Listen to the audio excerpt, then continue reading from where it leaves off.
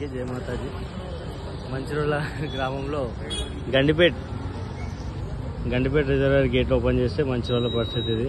మంచిర్యాల నుంచి నార్సింగ్కి వెళ్ళే రోడ్ ఇది మొత్తం మునిగిపోతుంది అనమాట. హెవీ వాటర్ ఫ్లో ఉంది ఈసారి అయితే. చాలా రోజుల తర్వాత ఎంత వాటర్ ఫ్లో వస్తుంది అనమాట.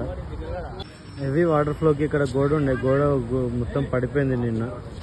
మెల్లగా మా సాయిసాన్ కూడా వచ్చిండు చూడ కూర్చున్నీకి. ఫోన్ చేయలేడు, ఏం చేయలేడు.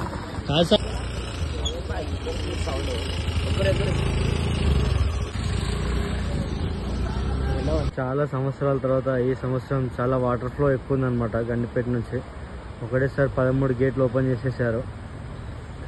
మంచిర్యాల నుంచి నార్సింగ్ వెళ్ళే రహదారి ఇది. Main road Mancherial Narsing main రోడే మునిగిపోయింది. అసలు రోడే కనిపించట్లేదు.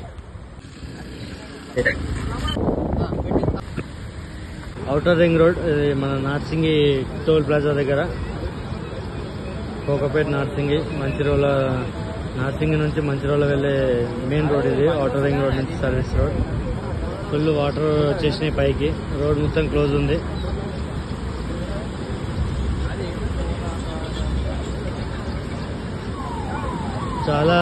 చాలా సంవత్సరాల తర్వాత ఫస్ట్ టైం ఇంతగానం వరద రావడం.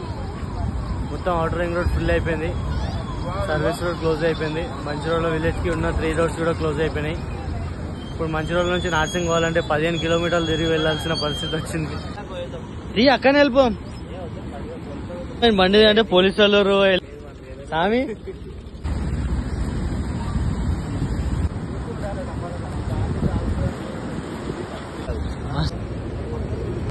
పోలీసులకు టిఫిన్ దేనికి పోతారు.